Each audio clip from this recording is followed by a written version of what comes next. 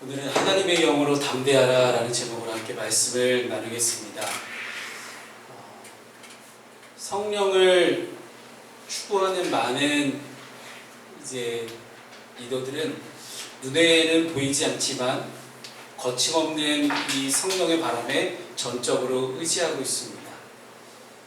성령이라는 분이 우리의 눈에는 보이지 않습니다. 그러나 존재합니다. 그래서 우리가 성령님을 의지할 때 우리는 온전한 힘을 가지고 나아가게 됩니다. 이 원리에 대해서 쉽게 설명할 수 있는 예화가 하나가 있습니다. 성령의 바람이 불지 않을 때 억지로 내 손에 노를 잡고 그 노를 저어서 배를 앞으로 나아가게 해야 하는 그런 인간의 노력이 반드시 들어갑니다. 그러나 성령의 바람이 불었을 때는 우리가 등 뒤로 그 바람이 불게 되면 그 바람을 타고 그냥 자연스럽게 가면 됩니다. 그래서 배를 타고 노를 저으시는 분들이, 돛담배를 저으시는 분들이 하시는 말씀이 활수라는 단어가 있다고 합니다. 이 활수는 이 배가 뒤에서 바람이 잘 불어서 원하는 방향으로 바람이 잘 불었을 때 이 바람 속에서 최고의 속도를 내고 돛대가 펼쳐지고 배는 글자 그대로 물 밖으로 들어 올려져서 살짝 물 위에서 마치 떠서 미끄러져 가듯이 쭉 흘러가는 것을 활수라고 부른다고 합니다. 이럴 때는 그 어떤 인위적인 노력이나 인위적인 어떤 힘이 가해지지 않아도 자연스럽게 배가 앞으로 잘 전진하기 때문에 인간적인 노력과 힘이 들지 않는다고 합니다. 그래서 많은 성령 사역자들이 이 예화를 이야기합니다. 배가 순풍에 힘입어서 자연스럽게 흘러가듯이 내 뒤에 성령의 바람이 불기 시작하면 그 바람을 타고 나는 그저 성령께서 인도하시는 대로 쭉 미끄러지듯이 흘러가면 된다는 것입니다. 또 한 가지 특징이 하나가 있는데요. 보통 배를 타시고 뱃일 하시는 분들이, 바닷일 하시는 분들이 이게 굉장히 체력적으로 많이 몸이 힘든 그런 직업입니다. 그래서 배를 타고 가시다가 만약 이렇게 순풍이 불어서 활수의 상태가 되면 어부들이 힘이 난다고 그래요. 내가 힘을 굳이 쓰지 않아도 배가 흘러가기 때문에 너무나 기쁜 나머지 콧노래를 부르면서 다 같이 막 어가를 부른다던가 그렇게 이야기를 한다고 합니다. 성령 사역자들은 성령의 바람이 우리에게 확 불어올 때 콧노래를 부를 수 있습니다. 하나님을 성령 안에서 찬양하는 그런 일들이 우리 안에 일어나게 된다는 것입니다. 이 이야기는 레너드 스윗이라는 유명한 신학자이자 목사님께 쓰신 모던 시대의 교회는 가라 라는 그런 제목의 책 안에 들어가 있는 내용들입니다. 이성이 강조되고 뭔가 합리적으로 판단하게 되는 그런 많은 일들이 교회 안에도 계속해서 일어나고 있습니다. 그러나 교회라는 곳은, 교회라는 공동체는 조직이 아니기 때문에 모든 것을 이성적으로 합리적으로만 판단할 수가 없다는 사실입니다. 우리가 이해할 수 없을지라도 반드시 하나님께서는 성령 안에서 하나님께서 계획하신 대로 하나님의 일을 차근차근 이루어 가시는 하나님이라는 사실입니다. 그래서 우리는 오늘 하나님의 성령 안에서 하나님의 영으로 담대할 수 있는 그런 방법들을 오늘 본문의 말씀을 통해서 살펴보도록 하겠습니다. 첫 번째는 하나님의 성령 안에 있을 때 우리는 장애물을 만났을 때 하나님만을 의지할 수 있어야 합니다. 오늘 본문의 7절 말씀을 함께 읽습니다. 시작. 무엇이냐 내가 스룹바벨 앞에서 평지가 되리라. 그가 머릿돌을 내놓을 때에 우리가 외치기를 은총이 그에게 있을지어다 하리라 하셨고. 아멘. 하나님은 큰 산을 향해서 내가 스룹바벨 앞에서 평지가 되라. 높은 산이 평지가 되는 역사는 북한에만 일어난 역사가 아닙니다. 성경 안에도 분명히 존재합니다.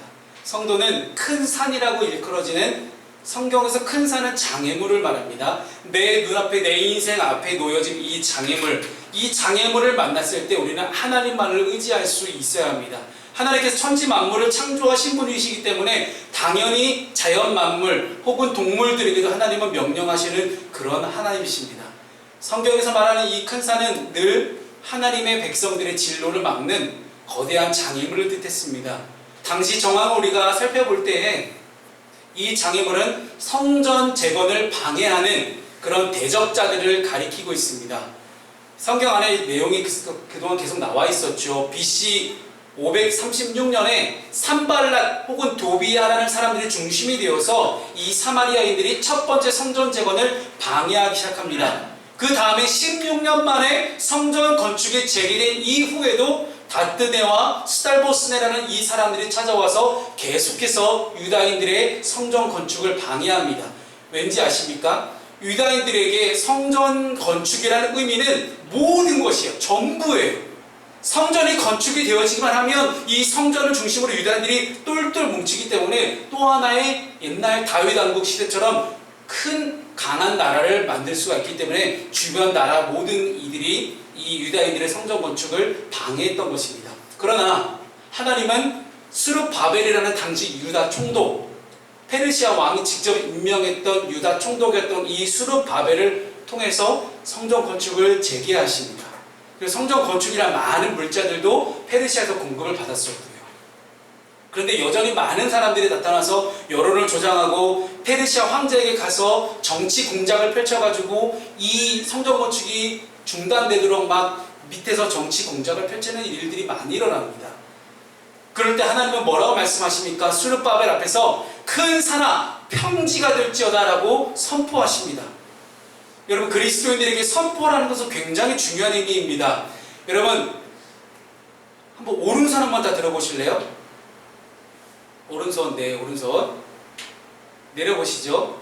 네, 이게 입술의 선포입니다. 여러분, 제가 방금 오른손 들라고 해서 다 드셨잖아요. 내리라고 다 내리셨어요. 이게 입술의 선포예요. 제가 여러분들이 가까이 가서 준혁이를 쿡쿡 찌르면서 준혁아 너 빨리 오른손 왜 안 들어 이렇게 한 적 없습니다. 그냥 올리십시오 내리십시오만 했어요. 근데 여러분 입술의 선포대로 여러분 이루어집니다. 여러분 입이 굉장히 강력합니다. 그래서 여러분들이 입술에 나오는 모든 말과 행동과 입술의 모든 선포들이 하나님을 의지할 수 있는 선포가 되었으면 좋겠습니다. 그래서 하나님은 말의 실수가 없으신 분이십니다. 늘 하나님은 언제나 항상 하나님의 평안함으로 우리를 이끌어 가실 때 우리가 온전히 하나님만을 의지해서 선한 말, 모두에게 이익이 될 수 있는 말, 모두에게 유익이 될 수 있는 말, 하나님께 영광 돌릴 수 있는 말을 하기를 원하십니다. 그런데 자꾸만 우리가 입술의 권세를 너무 무시한 나머지 나도 모르게 쓴 뿌리가 담겨지는 그런 말들, 안 좋은 말들을 우리가 입으로 내뱉지 않습니까? 제가 요즘 저희 아들한테 교육시키는 것이 한 가지가 있어요. 이 유튜버라는 프리미엄이 우리가 지금 이렇게 온라인으로 복음을 전하고 또 이렇게 실시간 생방송할 때 너무 좋은 플랫폼이지만 이 유튜브 때문에 우리 아이들의 입술에 할례를 받아야 되는 그런 상황이 좀 발생하는 것 같아요. 무슨 일이냐? 유튜브에 나오는 그런 온갖 비속어들, 안 좋은 용어들을 애들이 생각도 없이 아무렇지도 않게 그냥 유튜버들이 쓰니까 똑같이 쓰고 있는 거예요. 이게 무슨 뜻인지도 모르고 그냥 써요. 이게 입술에 배어있는 그 순간을 발견했을 때 이거 안 되겠다. 그래서 그때부터 제가 제 아들을 조금 호되게 교육을 좀 하기 시작했습니다. 왜냐하면 어릴 때부터 하나님만을 의지하고 하나님 안에서 정말로 좋고 선하고 예쁜 말을 하면 모든 사람들이 사랑을 받는 사람으로 자라가지만 나도 모르게 내가 모르는 단어를 쓰기 시작하면 나도 모르게 누군가에게 상처를 줄 수 있다는 이야기예요. 내가 모르는 상처를 누군가에게 주었다는 것, 여러분 그것도 하나님을 다 지켜보고 계시다는 사실입니다. 사람은 누구나 삶의 여정 가운데 큰 산을 만납니다. 이스라엘 민족은 성전 건축이라는 민족의 거대 과업 앞에서 큰 산을 만났지만 우리 또한 개인적으로 인생을 살아가는 가운데 큰 산들을 만납니다. 참 많은 장애물들이 있습니다. 큰 산은 종류도 매우 다양해서요. 어떤 이에게는 정말 커다란 산 하나가 그냥 앞에 딱 가로막고 있는가 하면 누군가에게는 작은 산들이 연달아서 계속해서 나타나는 그런 분들도 있다라는 거예요. 여러분 어느 종류십니까? 머릿속으로 다 상상하고 계시겠죠? 저는 겁나 큰 산이 하나 있습니다. 목사님 힘들어 죽겠네요.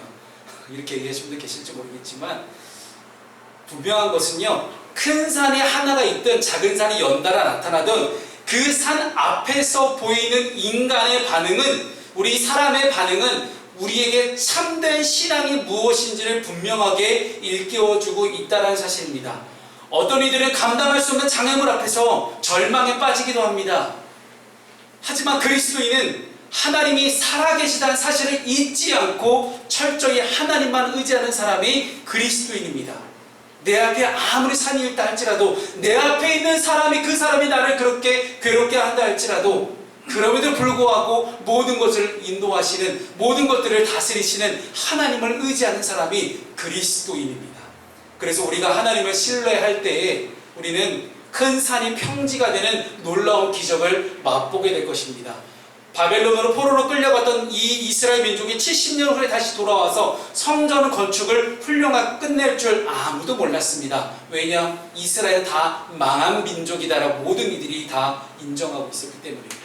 모든 사람들이 너는 틀렸어, 너는 실패했어, 너는 이제 루저야, 너는 망했어 라고 이야기할 때, 너는 안 된다라고 이야기할 때, 하나님만은 우리 안에 있는 가능성을 보고 계십니다. 그래서 제가 한 청년에게 너는 긁지 않은 복권이야, 언제 복권 긁게 해줄래? 라고 제가 카톡을 남겼었는데, 우리가 하나님만을 의지할 때, 하나님만을 자랑하는 감정의 주인공은 우리가 다 되었을 때, 우리는 우리의 입술에서 어떤 선포를 하게 됩니까? 우리 하나님은 살아계시다. 우리 하나님은 기적을 행하셨다. 하나님께서 내 앞에 모든 장애물을 없애주셨습니다. 오직 하나님께만 영광 돌립니다. 라는 그런 고백이 나올 수가 있게 됩니다. 두 번째는요, 우리가 하나님의 신실하심을 믿을 수 있어야 합니다. 오늘 본문의 말씀 9절 말씀을 함께 우리 읽겠습니다. 시작. 수르바벨의 손이 이 성전의 기초를 놓았은즉 그의 손이 또한 그 일을 마치리라 하셨나니 만군의 여호와께서 나를 너희에게 보내신 줄을 내가 알리라 하셨느니라. 아멘. 하나님은 스룹바벨 총독을 통해서 성전의 기초를 놓으셨습니다. 스룹바벨을 통해서 시작한 이 성전 건축의 역사가 하나님이 끝내셨습니다. 하나님은 사람을 통해서 역사하시고 일하십니다. 그러나 모든 일의 첫 시작과 끝은 다 하나님께서 주관하십니다. 여기서 우리는 약속을 반드시 성취하시는 처음과 끝이 동일하신 하나님 우리를 만날 수 있습니다. 하나님의 예언대로 BC 516년에 성전이 완공되었습니다. 스룹바벨 총독을 통해서 성전의 기초를 놓으실 때가 BC 536년이니까 성전이 완공되기까지 무려 20년이라는 세월이 걸렸습니다. 대적들의 방해와 수많은 어려움들이 있었지만 결국은 성전은 완공되었습니다. 왜요? 하나님이 말씀하셨기 때문에. 하나님의 입술로, 하나님의 말씀으로, 하나님의 입으로 직접 말씀하신 내용이기 때문에 하나님이 반드시 이루신 것입니다. 이 일은 하나님이 시작하셨고 하나님이 마치신 일입니다. 우리는 여기서 하나님께서 한 번 시작하신 일은 절대로 멈추지 않고 반드시 이루신다는 사실을 발견하게 됩니다. 하나님은 모든 것들을 다 아시는 전지, 모든 걸 다 아시는 하나님이시기 때문에 그분의 계획은 결코 허점이나 오류가 없습니다. 앞뒤 전후 좌우 사정을 다 알고 있으면 완벽한 계획을 짜게 되죠. 그런 분이 하나님이십니다. 또한 하나님은 전능하신 하나님이십니다. 그렇기 때문에 계획하신 모든 것들을 하나님의 강력한 오른팔의 권세로 늘 하나님 완벽하게 이뤄내시는 그런 하나님이십니다. 따라서 하나님은 그리스도 안에서 시작하신 구원 사역을 반드시 완성하실 것입니다. 2000년도 훨씬 전에 하나님께서 예수 그리스도를 보내셔서 십자가에 못 박혀 돌아가시게 하셨던 그 십자가 사건 이후로 시작된 모든 인류를 구원하시겠다는 이 모든 계획이 언제 이루어지느냐? 하나님의 때에 하나님의 방법으로 이루어지겠지만 그 안에 스룹바벨처럼, 그리고 대제사장 여호수아처럼 우리 모두가 그렇게 쓰임받는 하나님의 사람이 되기를 바랍니다. 십자가에 못 박히셨던 예수 그리스도께서는 그렇게 우리를 부르시고 초청하시고 우리를 참여하게 하기 위해서 이 땅 가운데 오셨습니다. 그 과정에서 물론 사탄 마귀는 엄청난 방해 공작을 펼칠 것입니다. 그러나 신실하신 하나님은 하나님께서 시작하신 구원 사역을 반드시 이루어 가실 것입니다. 제가 참 좋아하는 말씀 중에 하나인데요, 우리 빌립보서 1장 6절 말씀입니다. 함께 우리 읽어볼까요? 시작. 너희 안에서 착한 일을 시작하시니까 그리스도 예수의 날까지 이루실 줄을 우리는 확신하노라. 아멘. 우리 다 내가 계획해서, 내가 생각해서 내가 이루겠다고 생각을 합니다. 완벽한 계획을 짰는데 여러분 그 완벽한 계획이 그대로 들어간 적이 몇 퍼센트나 되셨나요? 퍼센트를 살펴봤을 때 여러분이 세웠던 올해 2021년 1월을 시작하시면서 여러분 세웠던 인생의 계획들 과연 몇 개나 잘 들어맞고 있습니까? 사람의 계획은 그렇게 불완전합니다. 그러나 하나님의 계획은 완전하시기 때문에 우리 안에서 하나님의 구원 역사를 시작하신 하나님께서는 반드시 우리를 통해서 이루어 가실 것입니다. 저는 처음 목회를 시작하면서 이 말씀을 하나님이 주셨을 때 큰 은혜가 있었습니다. 큰 마음의 평안함이 우리에게 찾아오기 시작했습니다. 결국은 이 목회라는 것이, 목사의 직임이라는 것이 내 힘으로 하는 것이 아니라 하나님께서 나를 통해 이루어 가시는 것을 분명하게 깨달았을 때 큰 은혜가 찾아오기 시작했습니다. 하나님이라는 존재가 느껴지기 시작할 때 큰 은혜가 나에게 다가오기 시작했습니다. 사랑하는 여러분, 우리 인생에 이루어진 구원은 하나님의 편에서, 하나님의 생각 속에서, 하나님의 계획 속에서 하나님께서 직접 시작하신 일들입니다. 이 하나님이 시작하신 하나님의 일들은 반드시 이루어질 것입니다. 중요한 것은 하나님이 이 일들을 이루어 가실 때에 과연 누가 쓰임 받겠는가 하는 것이죠. 그 쓰임 받는 사람에게는 하나님은 필요한 모든 것들을 다 공급하실 것입니다. 사랑하는 여러분, 내가 내 인생의 목적을 위해서 내 필요한 것들을 스스로 공급해내는 자급자족보다는 하나님께서 채워주시는 놀라운 성령의 역사가 경험될 수 있는 저와 여러분 되시기를 주님의 이름으로 축복합니다. 아멘. 마지막으로 세 번째는요, 오늘의 가장 키포인트 되는 중요한 말씀입니다. 그래서 오늘 본문 전체 6절부터 우리가 10절, 14절까지 계속해서 나오는 그 똑같은 이야기인데요, 하나님의 영, 성령 충만에 관련된 내용들입니다. 오늘 본문의 6절 말씀부터 함께 우리 읽어보겠습니다. 시작. 그가 내게 대답하여 이르되 여호와께서 스룹바벨에게 하신 말씀이 이러하니라. 만군의 여호와께서 말씀하시되 이는 힘으로 되지 아니하며 능력으로 되지 아니하고 오직 나의 영으로 되느니라. 아멘. 성전 건축은 오직 하나님의 영으로만 가능합니다. 왜냐하면 그것은 인간의 일이 아니라 하나님의 일이기 때문입니다. 그리고 여기서 우리가 생각해 볼 것이 한 가지가 있습니다. 지금 내가 하고 있는 직업은 내 일입니까? 아니면 하나님의 일입니까?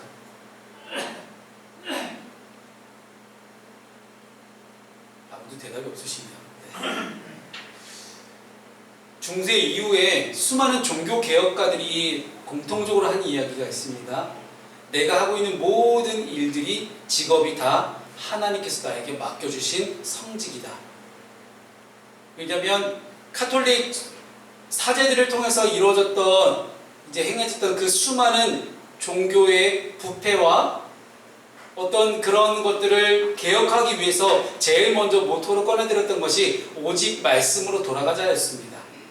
근데 말씀을 들여다봤더니 하나님께서 사도 바울을 통해서 하셨던 그 신약 성경 말씀을 아무리 들여다봐도 하나님께서는 모든 직업이 다 귀하다고 하시고 그 직업 가운데서 하나님이 세워주신 일이니 그 직업 가운데 우리는 하나님께 영광을 돌리며 최선을 다하라고 성경 분명히 우리에게 이야기합니다. 그러니 내가 하고 있는 이 일은 내 일이 아닙니다. 하나님의 일입니다. 하나님께서 하실 수 있는 일임에도 불구하고 나에게 맡겨주신 일입니다. 그렇다는 것은 내가 이 일들을 해나갈 때 하나님께 하듯이 내가 이 일들을 할 수 있어야 된다는 것입니다. 나와 함께 일하고 있는 수많은 동료들에게도 내가 하나님을 대하듯이 그들을 대하는 것이 그리스도인의 바른 태도라고 성경은 우리 이야기합니다. 예수님이 3년 동안 제자들과 함께 동고동락하셨습니다. 일단은 12명의 제자들이 있었고요. 12명이 우리가 12제자만 우리가 혹은 기억하고 있지만 실제 12제자 이외에도 예수님을 따라했던 수많은 여인들과 우리가 산상수훈에서도 거의 5,000명 넘는 수많은 사람들이 예수님의 말씀을 듣고 있었습니다. 여러분, 예수님께서 3년 동안 친히 모범을 보이시면서 가르치셨던, 함께 먹고 마시고 자고 하면서 했던, 동거했던 이 제자들을 한번 살펴보겠습니다. 그들은 예수님의 가장 가까운 거리에서 예수님과 함께 지내왔지만 성령님이 강림하시기 전까지 철저하게 무능한 사람들이었습니다. 예수님이 잡혀가실 때 모든 제자들이 도망갔고요. 예수님이 십자가를 못 박히실 때 아무도 예수님 곁에 있지 않았고요. 심지어 베드로는 예수님을 3번이나 부인하고 저주까지 했습니다. 그랬던 제자들이 예수님의 마지막 유언과도 같았던 이 명령, 예루살렘을 떠나지 말고 하나님께서 보내신 성령을 받고 너희들이 사명을 감당하라는 그런 말씀 가운데서 그들은 떠나지 않고 성령님을 기다립니다. 그리고 그들에게 마가의 다락방에 성령님이 임하셨을 때 그들은 전혀 다른 사람이에요. 예수님이 이 땅에 오신 본질적인 이유가 무엇인지 알지 못했고 예수님이 대제사장에게 다 붙잡혀 가실 때 그들은 예수님을 떠났지만 이제는 예수님과 함께 한 몸이 되어서 예수님이 하셨던 그 모든 사역들을 그대로 감당하는 사람들로 바뀌어지게 됩니다. 세상의 주변 환경들, 사람들의 시선, 사람들의 눈초리, 사람들의 평가 그런 것 따위에 전혀 기울이지 않는 오직 하나님의 사람, 오직 성령의 사람들로 그들은 거듭날 수가 있었습니다. 오직 하나님의 사람으로 여러분 살아가고 계십니까? 지난 1년 동안 여러분 오직 하나님의 사람으로 여러분 살아오셨습니까? 하나님의 사람이 되기 위해서 중요한 것이 한 가지가 있습니다. 성령 충만입니다. 내 안에 성령이 이미 찾아오셨고 내 안에 찾아오신 그 성령님을 통하여서 내가 담대해질 때 우리는 성령 충만한 상태를 살아가게 됩니다. 얼마나 담대했는지 주변 사람들의 환경과 주변 사람들의 시선과 눈초리에 전혀 신경 쓰지 않고 하나님께만 집중했던 사람들, 그 제자들을 통해서 하나님은 역사를 이루어 가셨습니다. 하나님께서는 이렇게 사명자들에게 성령을 부어주시기 위해서 쉬지 않고 일하시는 그런 하나님이십니다. 이것을 우리가 전제했으면 좋겠습니다. 하나님이 일들을 시작하실 때 지금 이 자리 가운데 우리 함께 예배하고 살아가는 여러분 모두에게 하나님은 성령을 주시기를 기다리고 계십니다. 중요한 것은 하나님께 성령을 주시려고 하실 때 얼마나 내가 내 마음의 문을 열고 성령을 받아들이느냐예요. 성령님이 왜 내 마음 가운데 못 들어오시는지 아세요? 내가 주도권을 내어드리지 않았기 때문입니다. 여전히 내 인생의 주도권을 내가 붙잡고 내가 내 인생을 살겠다고 발버둥치고 내가 내 배에 나라는 인생의 배를 내가 노를 저어 가겠다고 내 힘으로 노를 젓고 있으니 성령의 바람이 불어와도 내가 열심히 노만 젓고 있는 거예요. 그런데 여러분 보세요. 성령의 바람이 뒤에서 불어오는데 나는 앞으로 가려고 자꾸만 반대 방향으로 내가 노를 젓고 있지 않았는지 우리의 자신을 한번 돌아봤으면 좋겠습니다. 성령의 바람이 불어올 때 우리는 담대할 수 있습니다. 성령 충만할 때 우리는 담대할 수 있습니다. 오늘 본문의 10절 말씀을 한 번 더 읽습니다. 10절입니다. 시작. 작은 일에 날이냐고 멸시하는 자가 누구냐. 사람들이 수룹바벨의 손에 다림줄이 있음을 보고 기뻐하리라. 이 일곱은 온 세상에 두루 다니는 여호와의 눈이라 하리라. 아멘. 여러분 10절에서 나오는 하나님의 눈으로 등장하는 이 일곱은 하나님의 영, 성령을 가리킵니다. 하나님의 영이 일곱이라는 것은요, 성경에서 7이라는 숫자는 완전수입니다. 그렇기 때문에 하나님이 일곱이라고 말씀하신 것은 이 하나님의 성령이 세상의 충만함을 가득하고 온전함을 완전함을 나타내는 상징적 표현이 이 일곱이라는 숫자입니다. 하나님은 이 그분의 영으로 온 세상을 두루다니며 모든 것을 살피고 계십니다. 이 스가랴 선지자는 이 오늘 본문 말씀을 통해서 스룹바벨의 주도와의 건축 중인 이 성전이 결국은 모든 것들을 두루 살피시는 하나님의 섭리, 하나님의 계획 안에 있음을 강조하고 있는 것입니다. 하나님의 간섭, 하나님의 살피심, 하나님의 간섭인데 이 좋게 말하면 하나님의 살피심이잖아요. 이 순간에도 진행되고 있습니다.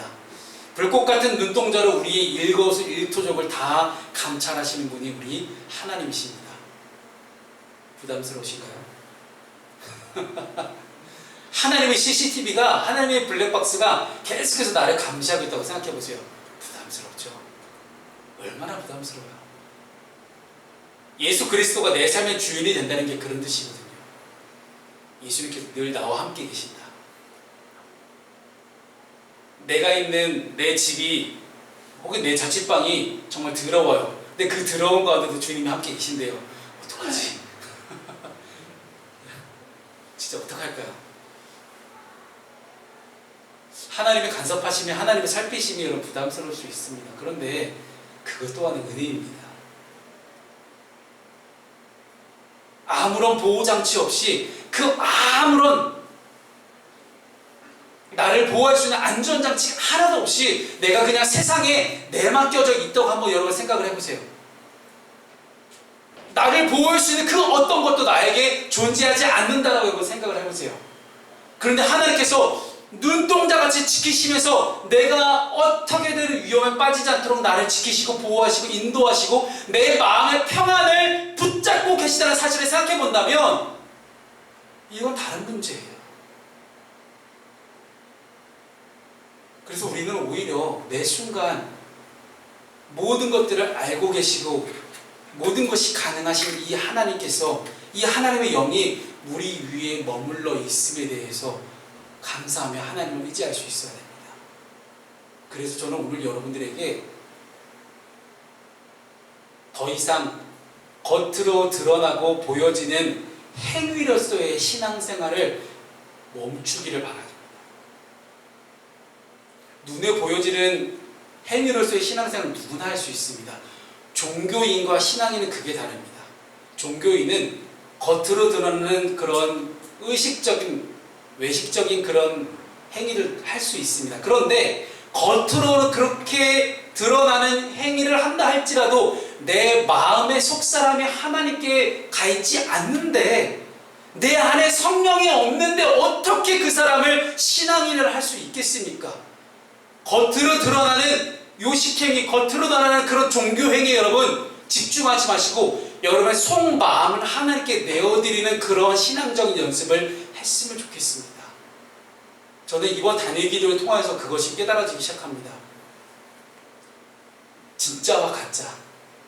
코로나19 이후에 2년 동안 진짜 그리스도인과 가짜 그리스도인들이 정말 잘 드러나고 있습니다. 겉으로 그럴듯하게 신앙생활했던 모든 사람들이, 많은 사람들이 교회를 떠나기 시작합니다. 모두 지구의 공동체적인 위기와 고난 앞에서 어떤 것이 진짜 신앙인지 분명하게 드러날 수 있는 시간이 지금 이 시간인 것 같아요. 근데 이 다니엘 기도회를 2주 동안 진행하면서 제 안에는 그런 하나님의 마음이 들려옵니다. 진짜 그리스도를 찾자. 진짜 신앙인을 찾아라. 정말로 하나님만을 붙잡고 하나님만을 주인으로 섬기는 그런 사람들만 찾아라.